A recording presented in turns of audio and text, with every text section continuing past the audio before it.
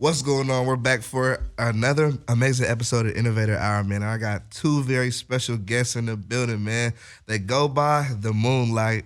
One name is Love, one name is Kush. How y'all doing? What's up, man? How are you? We're doing well. Thanks. First, I want to say it's a pleasure and a blessing to have y'all here. I appreciate y'all coming through today. Of course, yeah. Thank you for having us. Yeah, thank you. No problem. So to start off, can y'all let the people know where y'all from and where they can find y'all on social media? Yeah, we're from the Bay Area, California. We just moved to Hollywood. And you can find us on all social media at In the Moonlight with the X's instead of the O's. So INTHEMXXNLIGHT. So you guys are identical twins. Mm-hmm. Yep. Who was the first to be born? Love. So I'm an hour older. Really? Which is like probably a record for twins. Yeah. Why an hour long between? No clue. I think I was getting taller because I am a little taller, so I was like growing a little bit more, I think. In the womb. Or it took them an hour to like yank me out, so that's when the legs are longer or something. Are y'all the only identical twin singing group that y'all have seen? Or I think it's super marketable. I think it's dope as hell. Thank you. I think there's like I don't know. We've obviously done our research on it, and we're definitely the only like Indian American like R&B act male R&B act right now. I think I mean, there's probably maybe some others, but maybe they're not as well known. But I guess we're the first known ones. Yeah, there are some twins though. Like worldwide, I've definitely seen like some German girls or something. I think it's tight though, and I think the thing that really separates y'all though is y'all sound is so unique and it's dope as hell. Thank you. Nah, definitely. I want to ask you. We kind of talked about it briefly before, but the names Love and Kush. Why? So Love and Kush are basically like very important like mythological names in India. There's a story of like a king, like a god, going on a journey to save his wife from a demon, and then he returns. They have twin sons. One's named Love, one's named Kush, and the firstborn was named Love, so that's why I go by Love, he goes by Kush. And like when we're on the streets, like there's a lot of poverty in India, so even like the beggars in India or like people on the streets or just any random person like in a shop or anything, they see us and they either say Judwa, which means twins in Hindi, or they say Love Kush, which is like symbolic for being twins. Yeah. So it's just like, that's our first name before the Moonlight was actually Love Kush before we changed it. Yeah. That's the name of the project y'all released in 2018. Yeah, exactly. Yeah. Okay. But so how did y'all come up with the Moonlight? So basically, there was some issues with our old name with some marijuana company. Love Kush? Because like obviously different meaning, but I guess the government only cares about pronunciation when it comes to trademarks and stuff. Yeah. So that trademark got rejected, and we were like, shit, we got to change our name. Yeah. So we had like 2 days before like the cease and desist letter day ended, and we were like thinking super hard. We came up with like 100 names, and then we were like, wait, our last name, like what does that mean? And we looked it up. We're like, oh, the Moonlight? Yeah, we'll go with that. Our last name is Chandani, which you say in Hindi Chandani. Yeah. So when we tell like fellow Indian people that, they're like, holy shit, like that's dope that your name is the Moonlight. Like it's your last name. It's like crazy. That is hella tight. I think the name is super dope. I know when I first saw it, I was like, that's a dope ass name. Oh, thanks. Thank you. So I gotta ask y'all, when did y'all start making music? We started like almost 4 years ago. This is Love. I like started singing before Kush did. Just like for fun. Like we were both like shower singers, I guess, but I kind of like put myself out there before he did. I made like 3 covers of The Weeknd or something, and then it got big around school, like nothing crazy. And then Kush was like trying to rap like during high school. Yeah, and it was then terrible. It was pretty weird. It was pretty bad. Yeah, but freshman year of college, which was like 4 years ago, we just graduated. Like we just started. Someone was just like, "Yo, you should actually make legit music. Like, put some time and effort into it. Make like some good production." So we just tried it.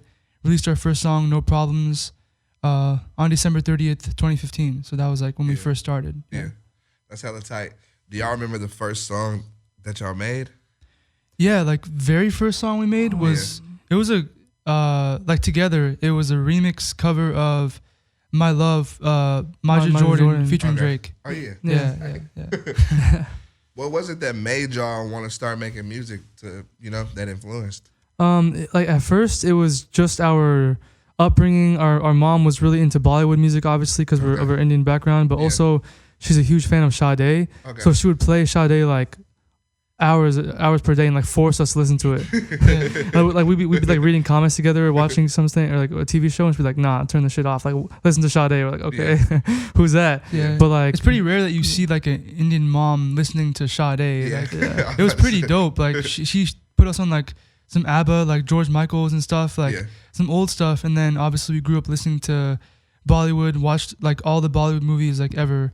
So we just combined a bunch of like Bollywood sounds with and then like when The Weeknd came out with House Balloons, that was in high school, and that was the first time where like we tried to sing that publicly around school, like walking to class, and kids were like, yo, you sound just like Abel or some shit, so do covers. So that's when we first got the idea of it, that we actually sounded, we never took lessons, but like naturally we would sound like him for some reason. I don't know, we just connected with his music really well. For never taking lessons, you guys sound fucking thanks. Thanks, bro. Yeah, still haven't, but I mean, we should, because it just helps with live performance and stuff. But yeah, a lot of people say it's cool that we haven't really That's crazy. lessons. I mean, to your point, if you guys do take the lessons, it would only enhance of course, what you guys are already doing. I want to ask you, one, where did you said you guys just graduated. Where did you guys go to college? We went to a college called RPI, Rensselaer Polytechnic Institute in upstate New York. Okay.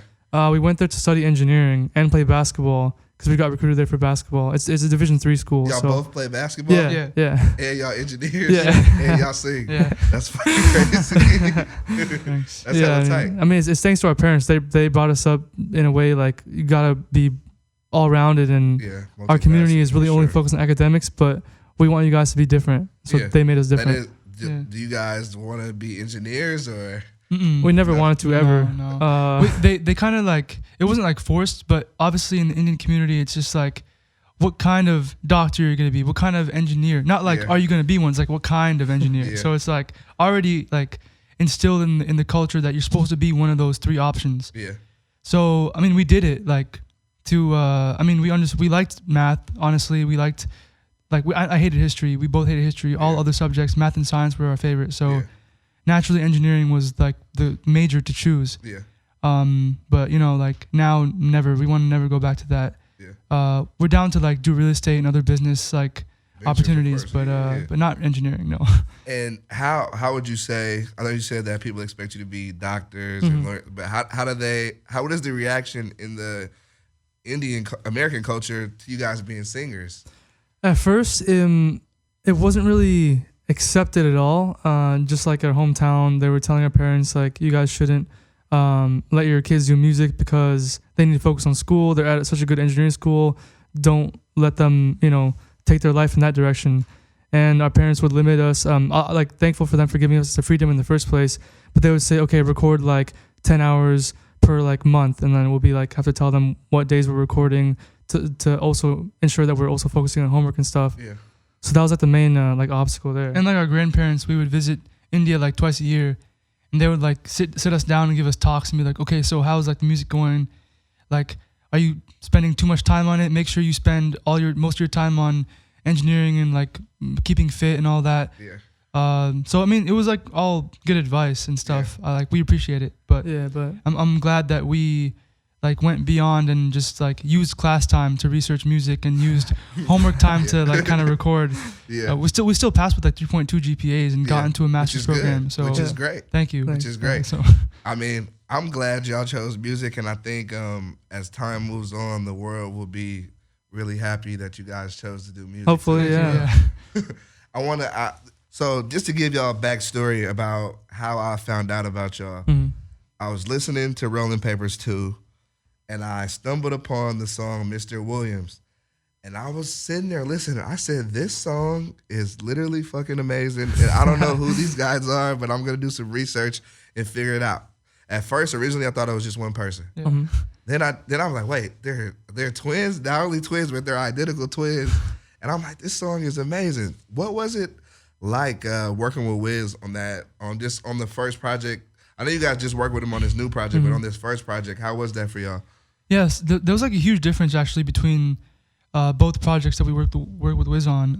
The first one was when Sudrin like discovered us, July 2017, and then it took like a year to get to know him, to get like, he sent us like 100 beats, and it took like a couple months to kind of send him back a few like we didn't really know how to record on his like hard trap beats. We were like, this is dope, but we're kind of soft R&B, and then we kind of like transformed into like I don't know, like the sound we have now. And we sent like Sudren like 10 hooks back, and then he just says like, I sent like 5 to Wiz. He did all 5, but he wants 3 for RP2. So they were like out for our album first, and then Wiz just picked him up for his.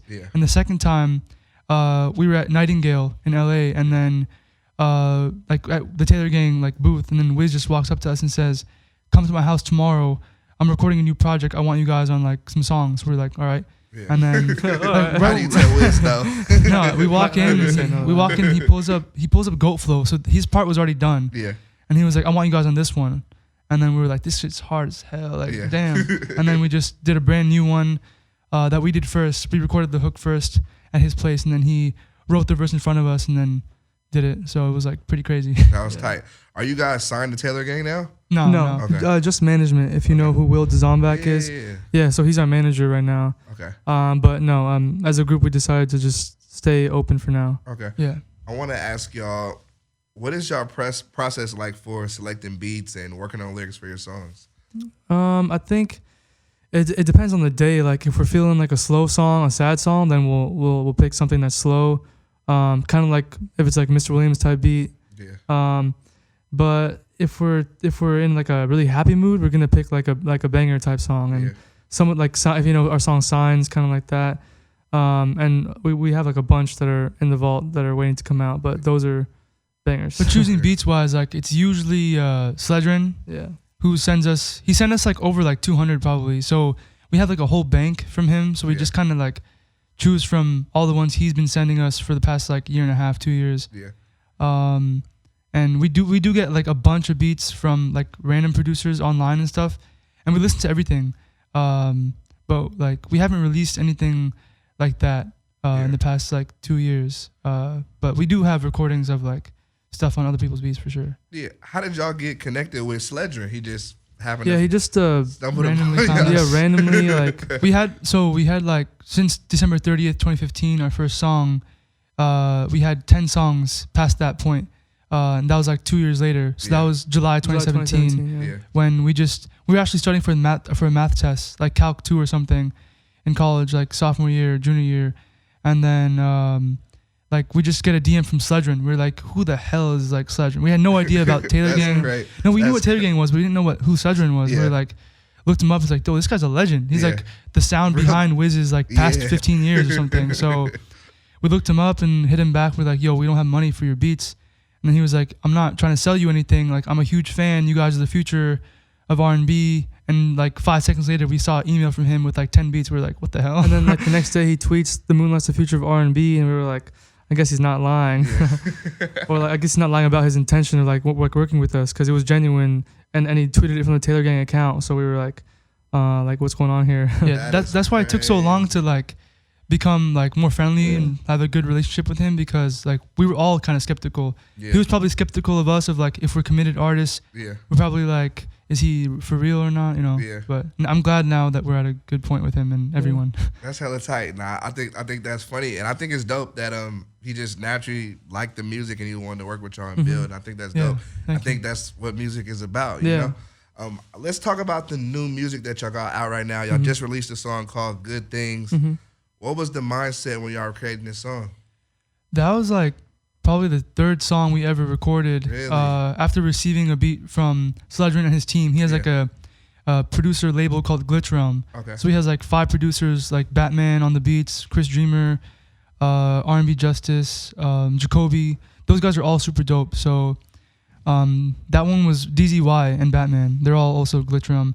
But that was like the 3rd song we ever recorded from his like team. That's crazy. And like we kind of just took a little like Indian inspiration. If you could tell, like in the intro vocals, it was like pretty Indian, and throughout the melodies and the whole like verse and the hooks, it was just like super Indian actually. So that was like the inspiration behind that. And I'm not sure. We kind of just, every time we make a song, we just freestyle melodies that come to our mind, and then we write the lyrics after that, depending on what kind of mood the melodies portray. So as I've been working and like hanging out in more studios and like with producers, that is actually something that I find out is very common, just because as me doing interviews and really being a journalist of the music industry, I just wanted to really get into the studio to see, because everyone records differently. But the recording melodies and writing to the melodies later always seems to work pretty good. Yeah. But it's funny to hear y'all say that. No, yeah, a lot of like pop artists do it the opposite way. They songwrite first, like whether it's like Ed Sheeran or something like that. Yeah. And like or even Justin Bieber nowadays. I know Jay Sean posted some pictures on a flight, like some stories on IG. He was like on a flight and he had a full song like written on his notepad without probably even having a beat or something. So I mean, we've done 2 songs like that, like just writing it before even listening to any beats, and we just like kind of adjust it to the beat. Yeah. That's tight. I want to ask y'all, in 2018, y'all released Love Kush. Can we expect a project from y'all in 2019? Yeah. There's like multiple. There's like 4. I mean, like the 4 aren't gonna drop in 2019. Really, maybe. No, I don't think so. But we'll see. But yeah, we have like our EP. We gotta find the best rollout plan for that. Just with us and our new manager. It's called XX. XX. XX, yeah. Yeah. And then we have a project coming out with Sony Music India, because we just signed with them last week. Okay. That's for like Bollywood, Indian type music. Yeah, I was gonna ask. I was like, y'all might have. I mean, I think y'all should make some Bollywood. Yeah. So we have some of those like unreleased sitting there, and those are. We know the Indian market very well, and I think these songs are nothing like any of that stuff. Yeah. It's similar, but it's still our sound, and it's cool. Like twist. Yeah, exactly. Yeah. So that one is like August, September, and that's all in Hindi too. Like 70% of the songs are in our Indian language. Yeah. So it's like imagine Mr. Williams in Hindi. Like, basically, crazy. that, and then we have a project with Roy Woods coming out, but I'm not sure when. Yeah. Sometime this year. Open to whenever. You talk about Mood? Oh, Mood. The album, yeah, but probably not by the end of this year. So like all these projects are pretty much done. We're just waiting for like trying to finish the verses on a couple of songs and waiting for the features to come in. Get some features and stuff. Yeah. That's super dope. Yeah. So y'all in 2019, y'all got a lot of music coming out that people will be able to hear. Yeah, definitely. I think that's 100%. dope. I know I'm ready. That's dope. I want to ask y'all, can y'all tell me about the most surreal moment y'all have had so far in your career? Definitely the first time meeting Wiz. Yeah. Right? Yeah, because when I think he missed that part when he was describing it earlier, but when like after the months of Sledgerin working with him, he said, "Yeah, I showed your stuff to The Weeknd, Travis, Usher, and Wiz, but like Wiz loves it the most, and he like kind of wants like it was called." What's it called? Oh, Lovin', right? Miss Williams. It was called Lovin' before. Yeah. It's like, oh yeah, he wants. Get to Lovin', yeah. He's like, yeah, he wants Lovin'. We're like, oh, what does he mean he wants it? And then so we go there, and then we're at school in New York, and he's like, yeah, Wiz wants to meet you guys. Come to New York City for their listening party, Rolling Paper 2 listening party. Yeah. So we just showed up that night, and then Wiz like on the mic was like, yo, shout out to Moonlight. They're on my next album.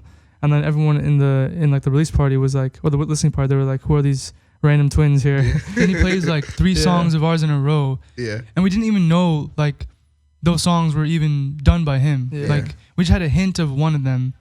And then he like played all of it in a row with all his verses on them. We're like, holy shit, what's happening right now? And then like we, after like 2 hours after the party ends, we like, it's just me, Kush, and Wiz and Lonnie, he's like security guard, and like he's a homie, but like it was our first time meeting him, so we didn't really know who he was. But it was just us 4 in the elevator, and we were like scared. We were like hella nervous because Wiz is tall. He's like 6'5", and he's like a mastermind musician. So it's like, we didn't know what to say, so we kind of just stood there. And it was like 10 floors. We were like, do. And then Wiz was like, yo, by the way, y'all got 3 songs on my album. And we were like, what? And we were like, shit. And we started like crying almost. It was pretty crazy. Yeah. That is crazy. Yeah. I'm sure a lot of people will have that same emotion because Wiz is really a legend. Yeah, definitely. For real, yeah. I think it's dope, and I like that he helped y'all out and gave y'all, put y'all on. Like, yeah. Like in the lobby after exiting the elevator, we were like we told him thank you like 20 times, and like, you mean so much. Like, you're one of the biggest artists in the world. Like, it's crazy how you like are, accustomed to our sound, how you like want to put us on like that. He was like, bro, he's like just stopped in the middle of the lobby. He's like, bro, you guys are so dope. You guys are like young living legends, and you guys are very unique. I want to show you guys. I want to be the first one to show you guys to the world. We were like, damn, like that's crazy. That's crazy as hell. Yeah, that's dope. That's dope though, and I think it's a special moment that people will want to hear about for years. And I think as y'all grow, people will be like, damn, like Wiz saw this first, because I think it's just a matter of time for y'all, for real. And now, can y'all tell me about a challenging obstacle you have faced in y'all music career, and how did y'all overcome it?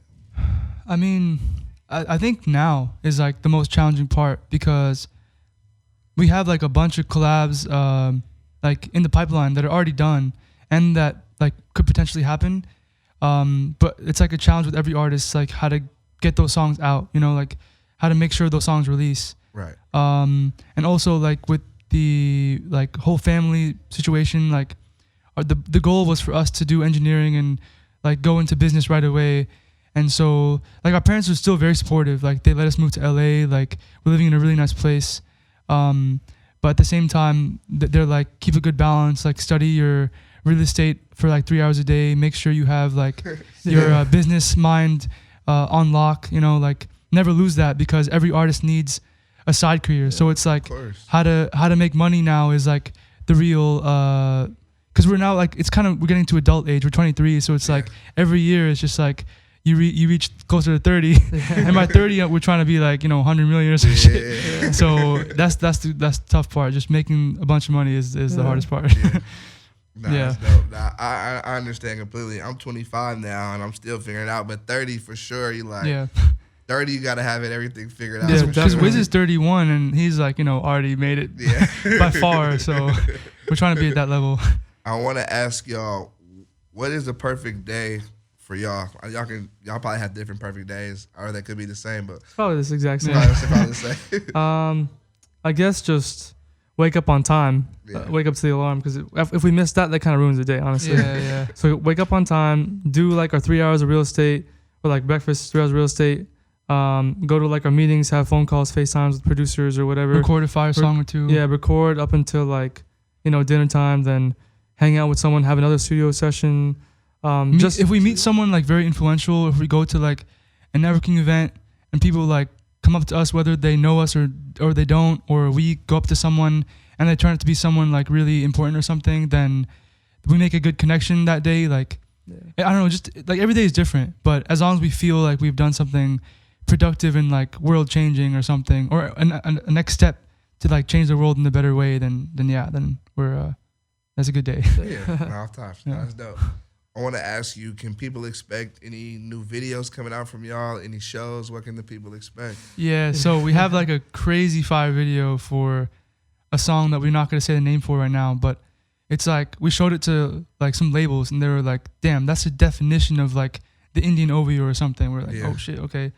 So whatever that means, but anyone can give whatever label they want, but we did spend a lot of time, like 2 months, 3 months now working on that video. Like reshooting some scenes, adding extra scenes, playing it all out. And we do have a lot, like 50 songs in the bank, like waiting to release. So we have a bunch of videos in mind, whether it's for our American stuff or our Indian R&B stuff. Roy Woods video. Yeah, we have a video with Roy Woods too. Yeah. That's supposed to be pretty crazy. So I think it's dope that excuse me, y'all are able to tap into 2 different markets. I think that'll be beneficial for sure. Definitely, yeah. I want to ask you, where do you guys see yourself in 5 years? In 5 years, like, we definitely want to be, like, you know how Pitbull is known as Mr. Worldwide? Even though he's a rapper, we're singers, but he's known as Mr. Worldwide because he does, like, all these international collaborations. So we want to use our Indian and our brown skin, our Indian culture to our advantage. We're American R&B artists, but we just happen to be Indian. Yeah. So why not take advantage of the whole world? Because India is 1.4 billion people. Yeah. So if we can like make at least like a 10% of them, 20% of them happy with our music, then we've done our job. Exactly. Like, so in 5 years we want to be known as like the worldwide artists. It's actually pretty crazy. I'm sure like other artists have the similar like analytics too, but we notice on our Spotify listeners, like our third most is like Germany, then France and London. We're like, okay, so let's just keep targeting them, because if they're liking it, then there's something that they got to be liking. Yeah, the top 5 are literally like LA, Miami, Atlanta, Germany, London, Toronto, India. Like it's just all over the world. So yeah. I want to ask y'all, what is y'all favorite food spot back home? Because I just moved out here, so I want to say back home. Favorite food spot. There's a couple Indian places that are really good. Yeah, I think this place called XLB Kitchen. It's Oh, like a yeah. small dim sum Chinese place, but super good, like Yeah. insane. I love dim sum. Yeah, it's really good. It's really good. Yeah. There's a restaurant called BJ's, which is like back home. There's one in like when we went to school in Albany. There's a couple around like the U.S., but They have like a really good I went dessert. to school in Albany. It's college. near Albany. Yeah. Albany, RPI. New York. Yeah, Albany New York. High. Like it's Albany, it's Troy, New York, which is 15 minutes away from Albany. Okay, you're talking about Albany, New York. I Yeah. thought you were talking about Albany in the Bay Area. Oh no. All right, that's dope. I like to ask this question to everyone who comes on my show. If you could pick yourself to be any animal in the world, what would it be and why? The lion, probably. Yeah, probably a lion. Both of y'all would be Twin lions. lions. Twin lions. Yeah. I like that. It's either a lion or like a wolf. Yeah. Or like a wolf leader, like leader of the wolf pack. Yeah. Type thing. Twin I leaders. like that. What is something that most people don't know about y'all? I mean, honestly, what we said before, like how we're like very academically focused in life, and we still are. We study real estate 3 hours a day. Every day? Every day. Yeah, every day. Even the weekends. Yep. Yeah. Every day. Wow. Unless we have to Unless really be we're somewhere. totally packed, then Yeah. yeah. But if we're not, like 9 to 12 is our time to do real estate. That's So dedication for sure. So I think the academic side, the sports side, people don't know we're like college basketball players. So Yeah. people don't know that at all. So I think that, and then the fact that we're two people, people don't know that shit. Yeah, still. people don't know that. I I don't know. I think We got think black that's- belts. I don't know if that's. yeah, black Y'all belts, got- y'all taekwondo, black belts Yeah. as well. Yeah, we got that in like 8th grade. Sheesh. martial arts. You guys Martial have arts. done a lot of things. A lot of Yeah, things. like It's all our par- parents, honestly. Like we're the only kids that had like full ass days in like elementary school. We were Yeah. like we'd come back home at like 12 a.m. Like we had tennis, golf, swimming, like then water polo, and then come back at 10, do our homework, sleep at like 2 a.m. Starting 6th grade. Wow. So like It's all our parents though. They were like, you Yeah. guys got to do everything, and then you pick what you Yeah. want like to do in high school or college or whatever. yeah. I like that though. Yeah. You're able to see what you like and what you don't like, but Definitely. you're Yeah. able to learn and Mhm. venture out into many different things. Yeah. I think that's dope. I think it Yeah. kind of helps like for the youth. I think that would be like good advice because explore stuff when you're younger, because when you're older, you're going to explore the stuff anyways, because you're going to get tired of what you're doing. You're going to want to learn other things and explore other things. So it's just like do that when you're in 6th grade, not when you're like 20 plus, because then when you're 20 plus, you'll know what you're doing. Yeah. So Nah, definitely. yeah. For my final question, I want to ask y'all, what advice can you give to a younger artist who's trying to get into the music game? Mm-hmm.